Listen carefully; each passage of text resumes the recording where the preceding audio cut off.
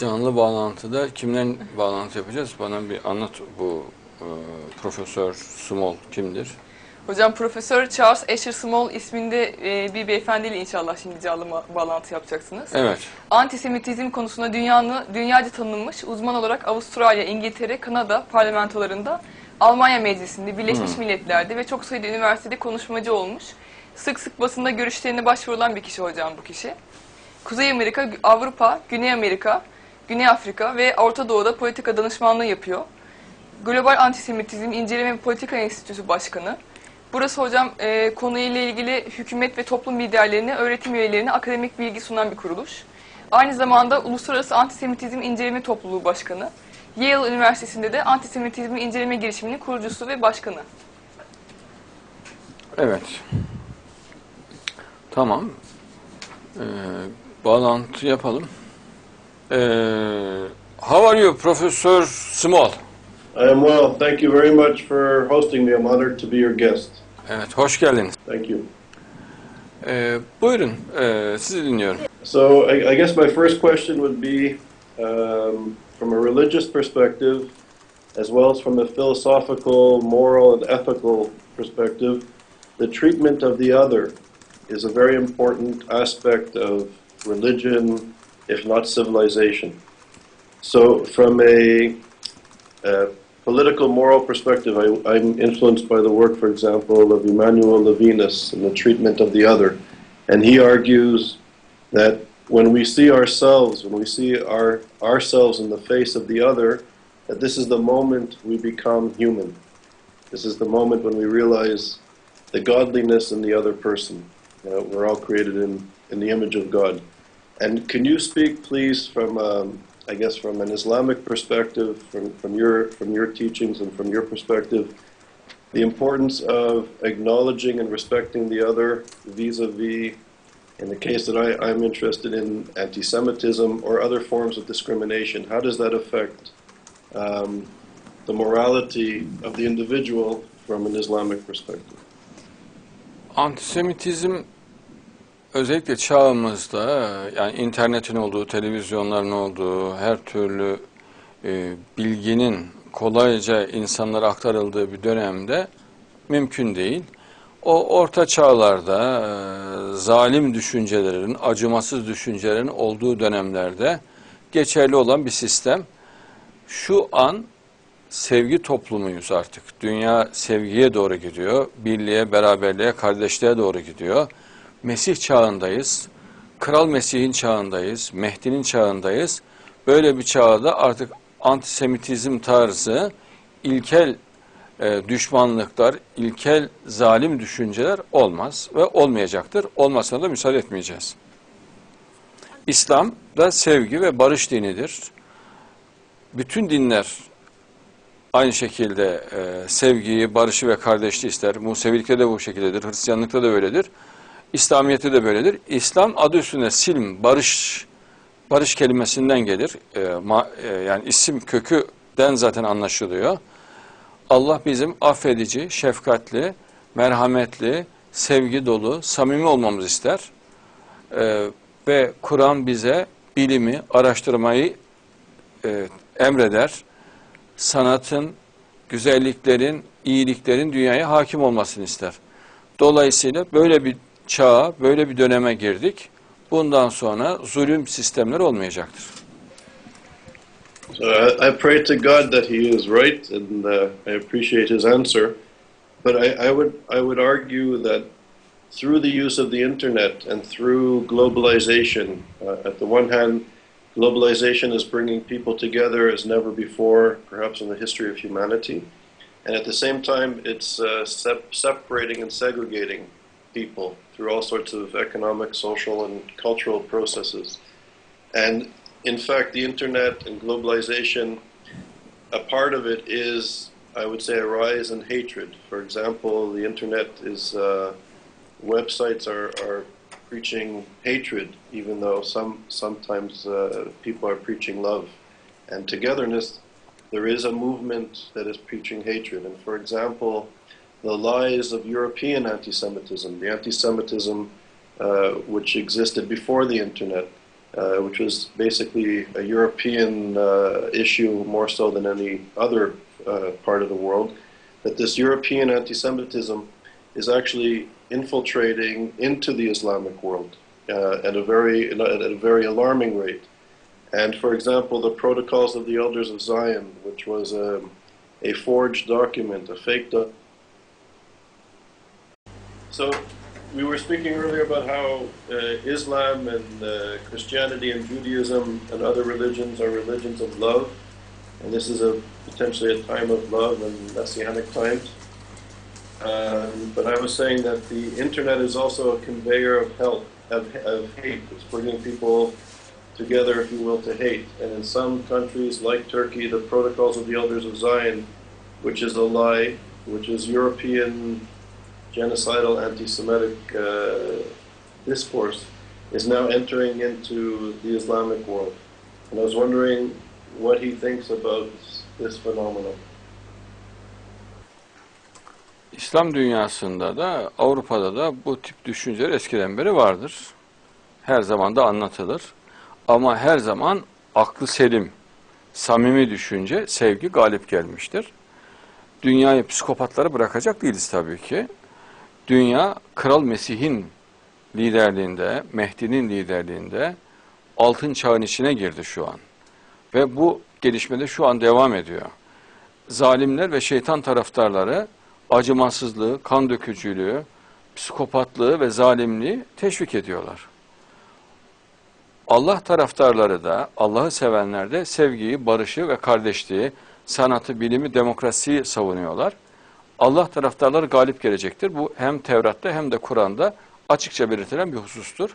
Fakat bütün mesele Mesihiyete, yani Kral Mesih'e, Mehdi'ye acil ihtiyaç olduğunu bilip samimi olarak bu övülen ve bildirilen kişileri aramak hayatidir. Yani bu çok önemli kilit çözümdür. Okay, so I agree at that level, but now that we're living in the physical world and at this moment in history where people are using religion to preach hatred and not love, how do we, from an Islamic perspective, how are people empowered to counteract, to confront those, for example, who speak of Jews in the narrative of the protocols, from Indonesia to Tehran to Gaza? People are using these European anti-Semitic narratives and infusing it as true Islam. How do true believers of Islam react or confront this evil? Bunların bilimsel bir değeri yok. Yani kale alınacak bir yönü yok. Çünkü bizim ölçümüz Kur'an'dır. Kur'an bize şefkati, merhameti ve sevgiyi öğretir. Ehli kitapla evlenebileceğimizi söylüyor Cenab-ı Allah. Yani ehli kitapta mesela bir Musevi kadından evlenebileceğimizi söylüyor. Sırf bu ayet bile yeterlidir. Bir insan eşini nasıl değerlendirir? Sevgilisi olarak görür. Baş tacı olarak görür. Evinde en güvendiği insandır eşi. Çocukların annesidir. Yani oradaki belgeye mi göre değerlendirecek, Kur'an'daki bu hükme göre mi değerlendirecek? Dolayısıyla bilimsel değeri olmayan, imani, Kur'an'ı değeri olmayan belgelerin aklı başında Müslüman için geçerliliği olmaz. Bu konuda sizin tedirgin olmanız bence yersiz. Son derece rahat olun, Allah'a güvenin. Kral Mesih devrinde olduğunuzu hiçbir zaman için aklınızdan çıkartmayın. Allah'tan Kral Mesih'i göstermesini isteyin ve Hazreti Süleyman'ın mescidinin bir an önce kurulması için dua edin. Bu yüzyıl Musevilerin ihtişamlı yıl olacaktır. En güzel yılları olacaktır.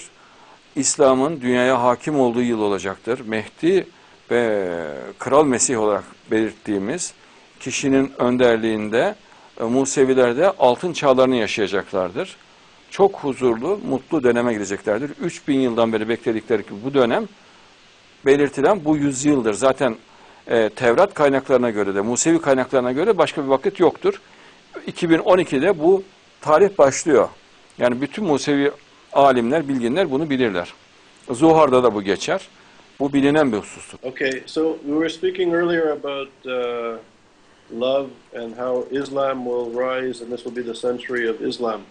But as Islam is rising through the region, through the Middle East and other parts of the world, the Islam that seems to be controlling more and more societies is an Islam, in my opinion, that does not accept the other.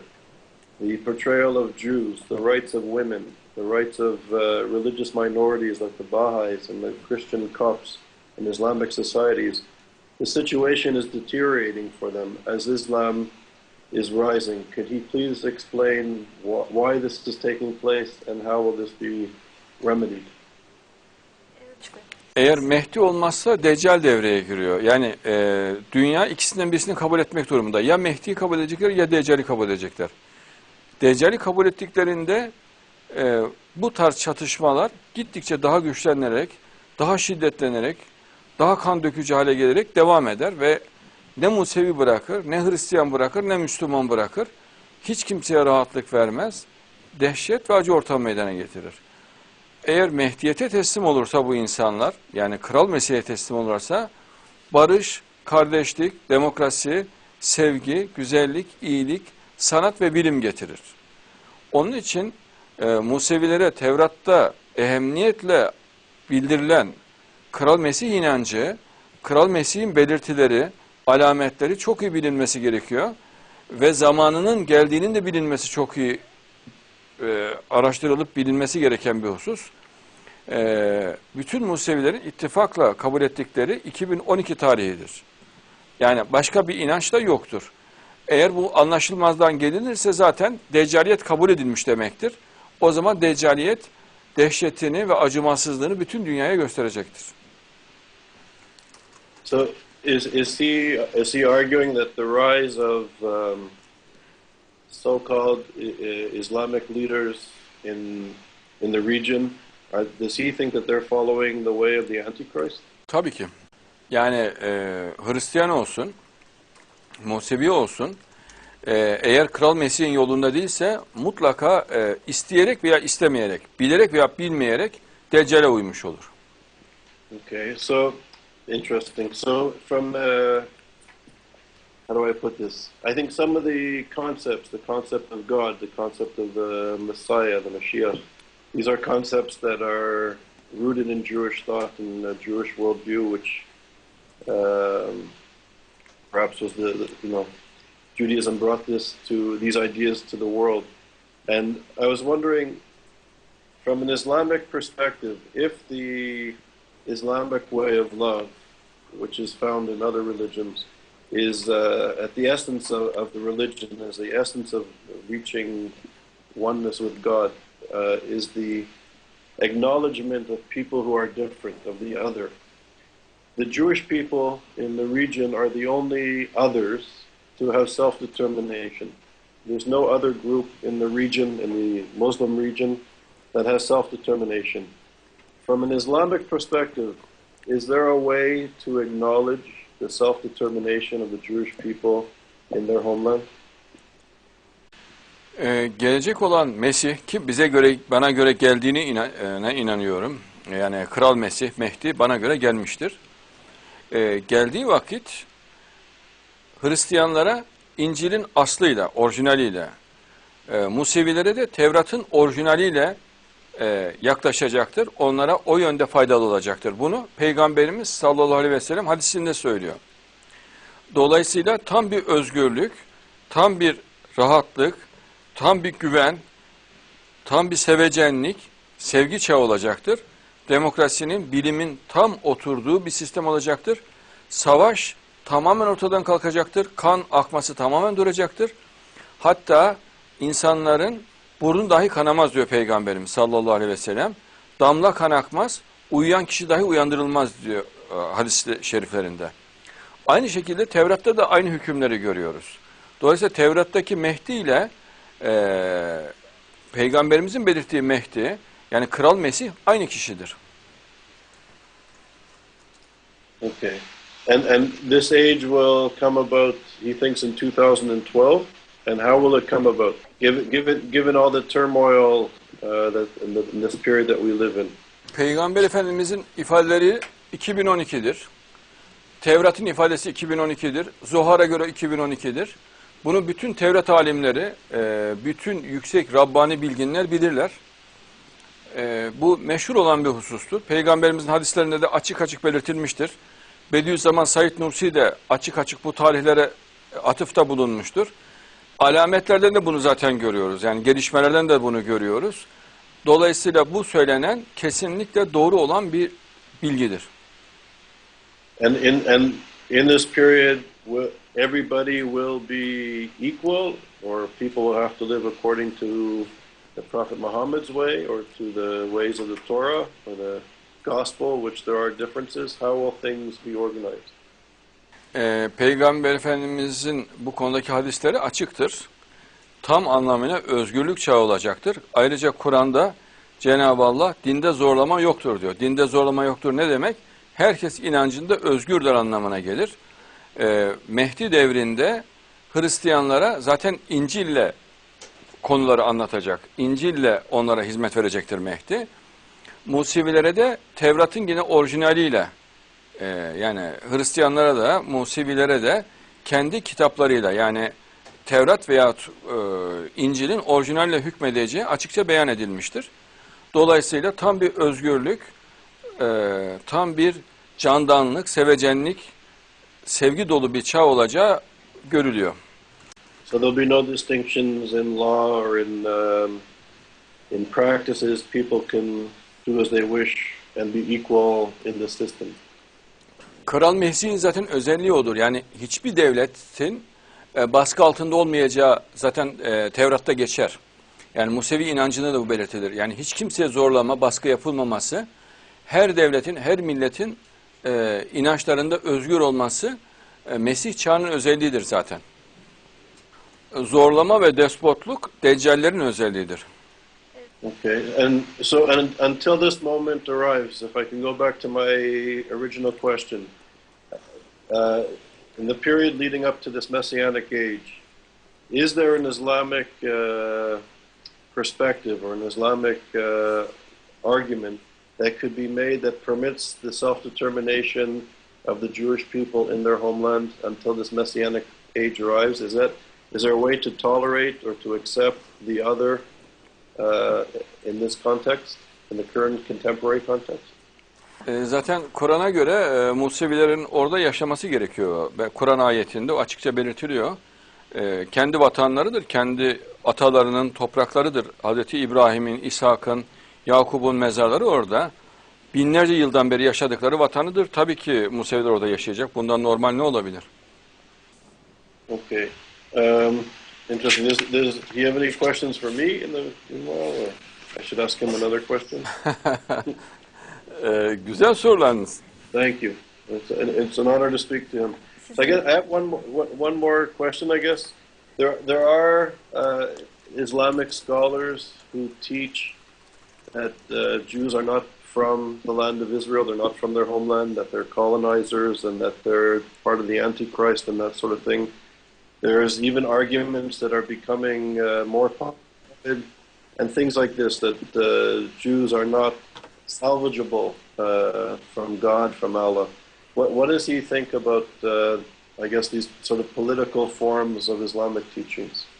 Bizim bu konuda ölçümüz Kur'an'dır. Kur'an'a göre Museviler o topraklarda yaşayacak, o topraklarda öleceklerdir. Kendi vatanlarıdır.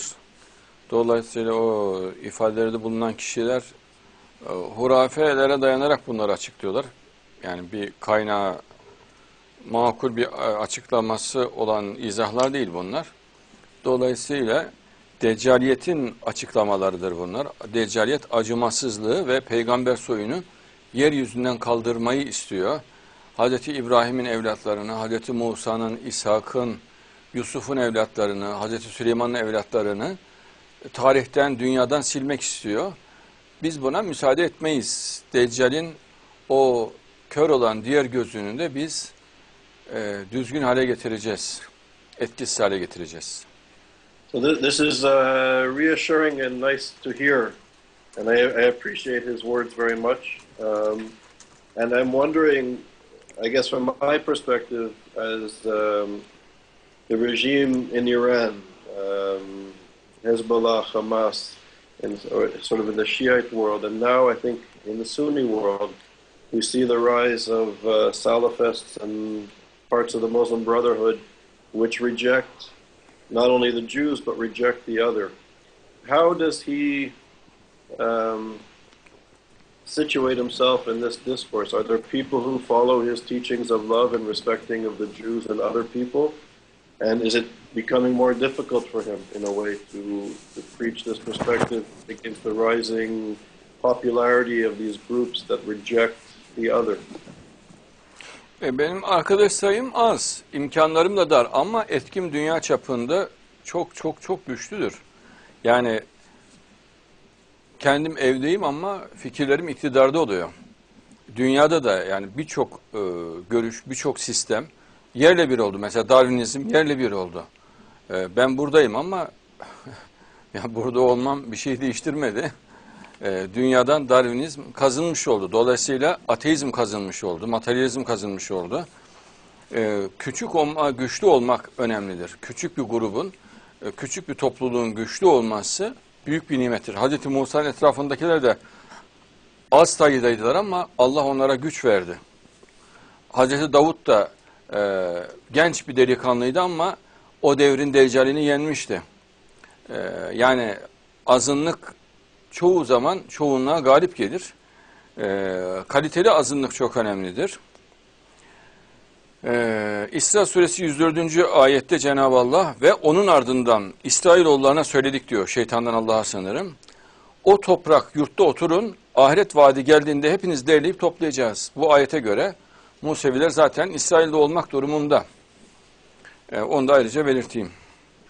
Thank you. I guess one question which is related, can he speak about the notion of jihad? I'm aware that jihad, there's a sort of an internal struggle that we all have with people who believe in God or something higher. That we have an internal struggle to perfect ourselves, and I understand that this is jihad. And then there's the sort of the political exterior notion of jihad. Can he speak about what he feels is more important, or is the internal struggle as great as the external struggle? And can he speak about that at a philosophical or religious level, and how this is translated into political reality? Cihat biliyorsunuz siz de gayret anlamına gelir. Yani bilgiyle, kültürle, sevgiyle, şefkatle, merhametle, güzel bir anlatımla İslam'ı insanlara anlatmak, hakkı insanlara anlatmak, insanlara iyi davranmak, başka inançta olan insanlara da yine saygılı davranmak, fikirlerine hürmet etmek, onlara karşı acımasız olmamak, onlara karşı da sevecen davranmak, onları da Allah'ın kulu olarak görmek, İslam'ın kökünde olan davranışlardır. Bunların uygulanması için bir irade gerekiyor, bir çalışkanlık gerekiyor. Bu irade ve çalışkanlığa cehd, yani gayret denir. Allah'ın bizden istediği de budur. Yoksa kan dökmek, insanların canına kastetmek, insanlara acı çektirmek yahut kendini öldürmek anlamında algılanmaması gerekiyor. Well, I'll pray to God that his understanding of Islam prevails in many places. İnşallah zaten Kur'an'daki müjde Nur suresinin 55. ayetine göre İslam dünyaya hakim olacaktır. Tevrat'ta da bu belirtilir. Aynı şekilde Peygamberimizin hadislerinde de var sallallahu aleyhi ve sellem. Bu güzel günleri hep birlikte göreceğiz. Yeter ki ittifak halinde olalım. Yeter ki birlikte hareket edelim. Sevgiyle hareket edelim. Dostlukla, kardeşlikle hareket edelim. Bilimle, sanatla hareket edelim. Çok güzel ve çabuk netice alacağız inşallah. But does Islam have to dominate for everything to be amazing? Tevrat'a göre öyle. Kur'an'a göre de böyle. Onun dışında mümkün değil. Onun dışında acı ve ızdırabın dışında bir şey olmaz. Ya Mehdi tercih edilecek ya Deccal tercih edilecek. Üçüncü bir tercih yok. And where does it say in the Torah that the Muslims must dominate? Onunla ilgili Tevrat hükümlerini Havi internet sitesinin adresini ver. Tamam. Şimdi onları uzun uzun anlatırsak çok vaktimiz alır. O internet sitesine girip baksın beyefendi. The Torah verses can be found on his website. The website is www.harunyahya.com. There you can find the verses on Torah about this dominion, because it would take a lot of time if we were to read it here. Okay. So I would argue from an ethical perspective, both philosophical and a religious perspective, if one group needs to dominate another group, and it's justified in a belief system, it would seem to me logically that it will result in tremendous conflict. And why would one group on a moral and ethical level have the right to dominate others? Orada Müslümanlar da, Museviler de, Hristiyanlar da Mesih'e tabi olmuş oluyorlar. Bu zaten Tevrat'ın hükmüne uymuş oluyorsunuz bunu yaptığınızda. Yani bu bir Musevinin ikinci bir tercih hakkı olmaz eğer Musevi ise. Yani mutlaka Kral Mesih'e inanmak ve ona tabi olmakla mükelleftir. Mehdi'nin de Müslümanların tabi olmasını Peygamberimiz söylüyor. Dolayısıyla her iki dinin de kabul etmesi gereken bir durum bu. Her iki dinin inancına göre bu şekilde olması gerekiyor. Ayrıca gelecek olan Mehdi, yani Kral Mesih, herkesin inancına, devletine karşı saygılı. Yani kimsenin iç işlerine ya dış işlerine karışan, müdahale eden bir yönü yok. Dolayısıyla burada bir aşağılanma veyahut despot bir rejimden bahsetmiyoruz. Burada bir ahlak ve sevgi okulu var. Yani Mehdi'nin özelliği sevgi okulu olmasıdır, dostluk okulu olmasıdır, sanatı ve bilimi teşvik etmesidir, kardeşliği ve barışı temin etmesidir, teröre ve anarşiye dur demesidir. Dolayısıyla devletleri bozma, devletleri şekillendirme yönünde bir tavrı olmayacaktır. Zaten bu yönü Tevrat'ta da çok detaylı geçer Kral Mesih'in. Okay, and so aside from the promise of the Messianic age, how is it possible if one religion, Islam in this case, or any other religion, if there's a domination, how can it result potentially in peace? I mean, we can look historically, and we know that when a belief system takes this worldview, takes this perspective, it can result in forced conversion, it could result in slavery, it could even result in annihilation and genocide. How is it possible for a belief system that believes in domination to succeed with peace and love? It would seem almost contradictory.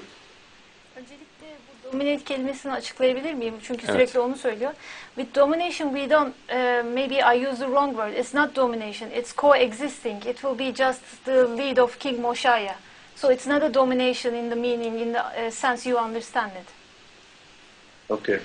Maybe that could be the problem. Okay. Yes. Maybe if you can ask him what he means by he speaks often of Islam dominating, the domination of Islam during the Messianic age. If you can, maybe it's a problem of translation. I don't know.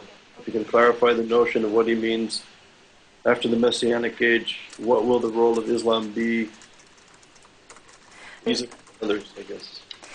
Yani şöyle de aklına toparlayayım. Mesela Birleşmiş Milletler var ama hiç kimseye tahakküm etmiyor. Her devlet kendi iç işlerinde dış işlerinde bağımsız. NATO'ya üyeyiz mesela. Türkiye tam anlamıyla bağımsız. İstediği gibi iç işlerinde dış işlerinde rahat davranıyor. Ama bir gücün bir birleşmiş yapının içerisinde olmuş oluyor ve onda başında birisi oluyor. Bunun makullüğü nasılsa ondan daha makul, daha insancıl bir sistem düşünün. Daha sevgi dolu bir sistem düşünün. Tevrat'a, İncil'e, Kur'an'a saygılı bir sistem düşünün. Bu. Okay, so I think I can't imagine a system, no matter how benevolent and how just and kind, if it needs to be dominant or be over the others. I can't imagine it to be peaceful coexistence or a messianic age. It just can you elaborate why this system will be different? Because it's never worked in the history of humanity. Tarihte ilk defa oluyor işte, ilk defa olacak. Yani 3000 yıldan beri onun için Musevileri bekliyorlar. Yani orijinal ve olağanüstü bir durum olduğu için Kral Mesih olmuş oluyor zaten. Yani herhangi bir olay değildir Kral Mesih'in gelişi. Museviler her gün günde 2 kere dua ederler Kral Mesih'in gelişi için. Alelade bir olay olsa 3000 yıldan beri geceli gündüzlü dua edilmez. Harikulade bir olaydır. Mehdi'nin gelişini de Müslümanlar 1400 seneden beri her gün bekliyorlar. Yaklaşık 1300 küsur seneden beri her gün bekliyorlar. Mehdiyet, Kral Mesih'in gelişi dünyanın en büyük olaylarından birisidir. Dolayısıyla dünyada görülmemiş bir demokrasi, görülmemiş bir barış ve kardeşlik çağı olacaktır. Onun için altın çağ deniyor. Yani herhangi bir olay değil. Muhteşem bir olaydır. They say in English that patience is a virtue, so I hope this will come true. Evet. I think this is a good note to end. Evet maşallah. Türkiye'de bekleriz sizleri. Hepinizi çok seviyoruz. Hazreti İbrahim'in evlatları bizim kardeşlerimizdir. Bizlere emanetsiniz. Gönlünüz rahat olsun. Kral Mesih'in çağındasınız. Çok güzel günler göreceksiniz. Uçsuz bucaksız coğrafyada alabildiğine özgür altın çağı yaşayacaksınız. Ne mutlu sizlere, ne mutlu Hristiyanlara, ne mutlu Musevilere, Müslümanlara ve bütün bölge halkına ki Allah bizi Kral Mesih çağında, Mehdi çağında yarattı. Bu güzel günleri hep birlikte göreceğiz inşallah. We say Bizrat Hashem and inshallah. And I wish him well and he should go in peace. And thank you. Ben de teşekkür ederim. Inshallah. I hope. İnşallah. Salam.